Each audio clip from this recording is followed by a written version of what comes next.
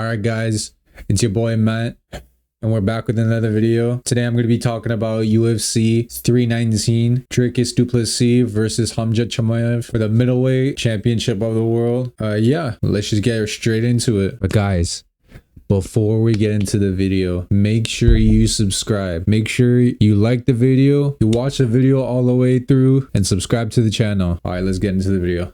All right, starting with the main card, the undercard. I only watched 4 of the fights. We'll get into the first one that I watched. The first fight that I watched from the main card was MVP Michael Venom Page versus Jared Cannonier. And what can I say? MVP, for a guy that's around 38 years old, he's still quick. He's still got the power. He was really light on the feet. Yeah, as he usually is. He's usually just on the side stance, just karate style, blitz in, blitz out. And that was a great performance from MVP. He just was basically landing out well. He didn't let Jared Cannonier basically just start up. He didn't let him start. So that fight was just MVP from round 1, round 2, round 3, basically just a dominant fight for him. It was just his style of fight, you know, just point shot, but land with huge power. And he dropped Jared twice. Dropped him in the first round, and I'm pretty sure he dropped him in the second round. Or was it the third? I'm not completely sure, but dropped him both times and got him the decision. What's next for MVP? I'm not sure who you put him up against.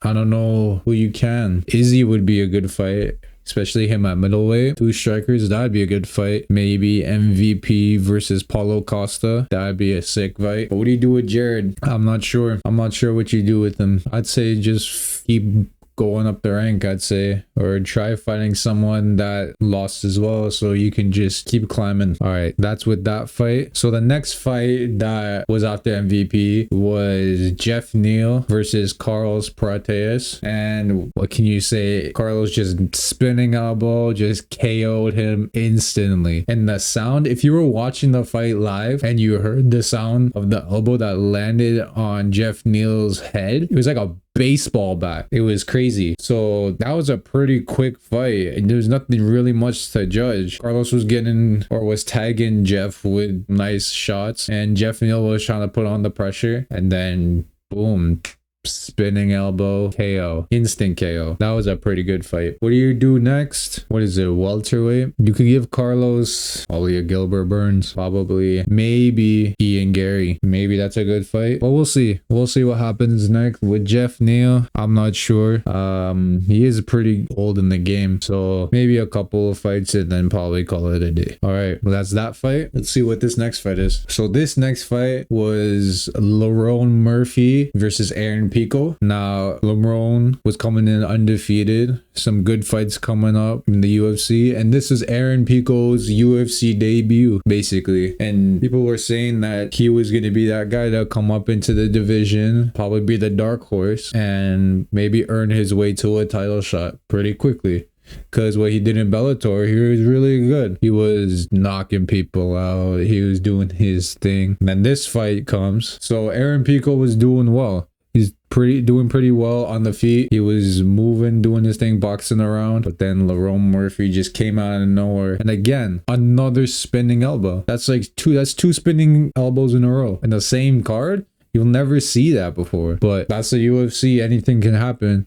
So Aaron Pico was trying to close the distance, trying to throw some shots to the body, and then I guess he just got caught with that spinning elbow, and it was perfect, right on the chin. Aaron didn't see it coming, and it just caught him flush and knocked him out cold. Now, what do you do? People are saying Lerone Murphy's next for the title against Alexander Volkanovski. Even Alexander was like, yeah, come on, I think you're next. There's no one else for me to fight. I fought everyone in featherweight. I beat Ortega, I beat Yair, I beat Diego Lopez. There's no one else. So you're undefeated. Why not bring the challenge in? And for Aaron Pico, yeah, it sucks. It's his UFC debut, and he lost by a knockout. It was pretty bad. So he's gonna have to stay out for like 3 months or 4 months before he could start getting back into the fight picture. But we'll see. There's plenty of fighters in the featherweight division that Aaron Pico could have a good fight with. Yair, maybe not him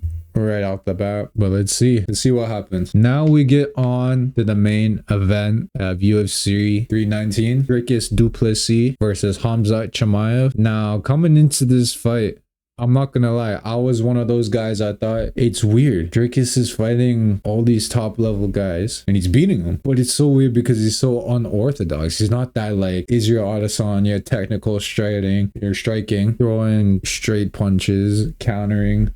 No, he just windmills basically, just throws whatever. And he's not that technical, but he still manages to win. How he beat Robert Whitaker, how he beat Darren Till, Israel Adesanya. He beat Sean Strickland twice, Derek Brunson, to name another person.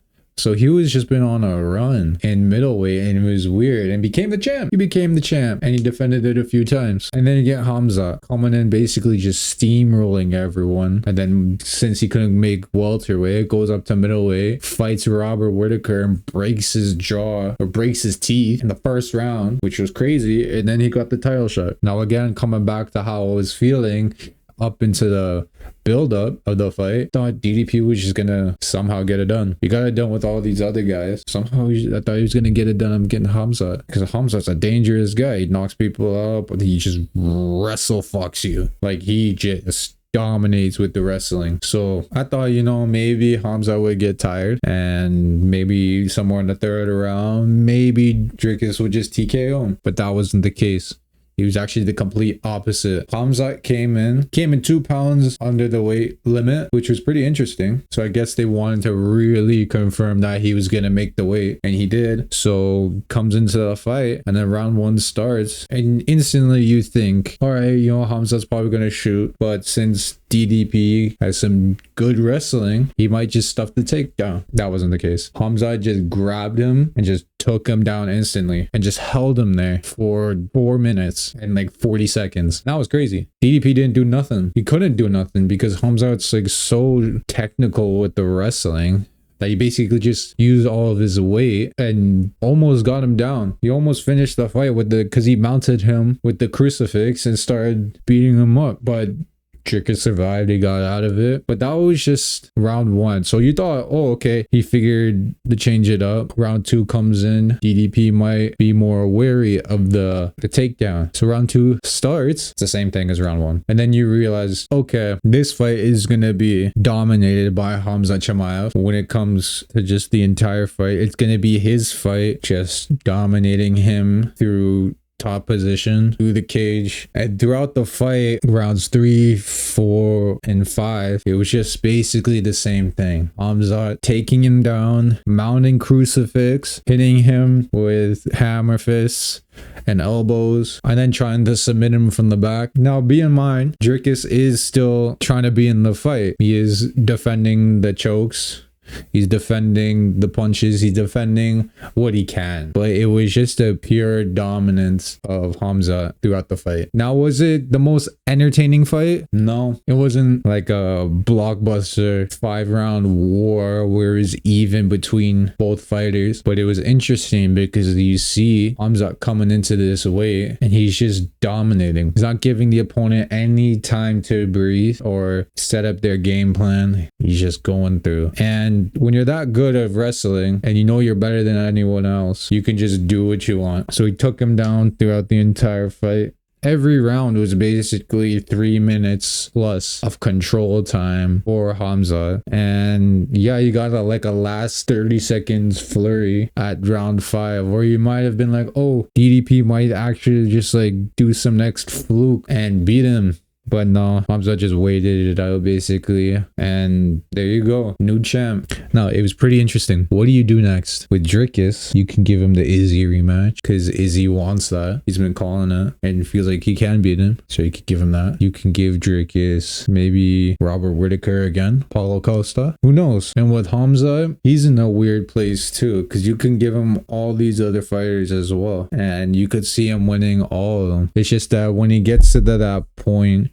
where there's the fighter who can stuff the takedowns or has a good guard in jiu-jitsu like Gilbert Burns, what's gonna happen? That'd be pretty interesting. But all in all, this card was pretty fun. It was a pretty fun card. Was it as fun as last one? I don't know, because the main event of the last one was just fireworks. But this one was fun. This one was fun. I enjoyed the fights that I watched, all 4 of them. And yeah, that's pretty much it when it comes to UFC 319. All right, that was it. That was a breakdown of UFC 315 DDP versus Khamzat Chimaev. Let me know what you guys thought. If you guys watched it, if you guys didn't watch it, let me know what you thought. Let me know what you want to see next. And yeah, make sure you like the video, subscribe, comment what you want to see down below next. And this has been your boy Matt, and I'll see you guys in the next video, hopefully soon. Maybe something different, maybe something not duo fighting, maybe something completely different, who knows. Till next time, take it easy.